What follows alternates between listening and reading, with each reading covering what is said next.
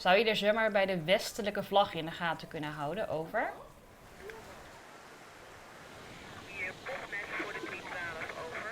Ja, het is heel erg druk op het strand vandaag. Vanaf heel vroeg al gezien de warmte. En we verwachten gedurende de dag inderdaad heel erg veel mensen die op het strand komen. Een warme dij, betekent ook een drokke dij op het strand. Hier bij Nes op het Ameloon zochten meesken de kwolten van het zeewetter op.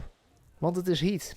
Ook voor de lifeguards van de KNRM. Voor ons wel, ja. Nee, we wisselen echt elke 30 minuten af, zodat iedereen scherp blijft aan de waterlijn. Dus met deze hitte is het wel fijn. Het is belangrijk dat mensen veel blijven drinken. Dus dat hebben we ook op de borden geschreven dat het belangrijk is om veel te drinken en je goed in te smeren. Het zeewetter bevalt de meesken wel. Een soort wien en streming is er het net. Maar toch smat de meesken erom tinken.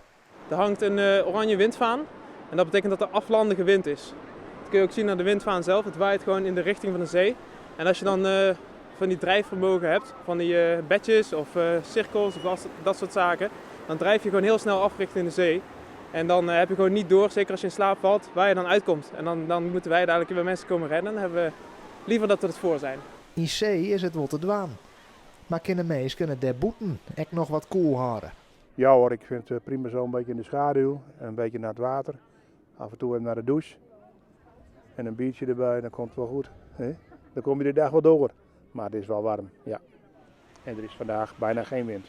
Is het nog wat te dwaan met de hitte? Ja, tot nu toe wel. Het waait wel lekker en we zijn ook krek op een fiets, dat weer wel heel heet. Maar lekker even onderdompelen in de zee en dan zitten we wel weer. Heb je hem er nog extra om tocht, om het warme waar? Heb je hem nog wat mijn naam? Nou, we hebben ook krek extra drinken hellen. En wat broodjes en je moet eten blijven, je moet vooral ook drinken blijven. En dat is het belangrijkste. Goed insmarren en net al te vol de warmte op zitten. Gewoon lekker wat in het skaat blijven.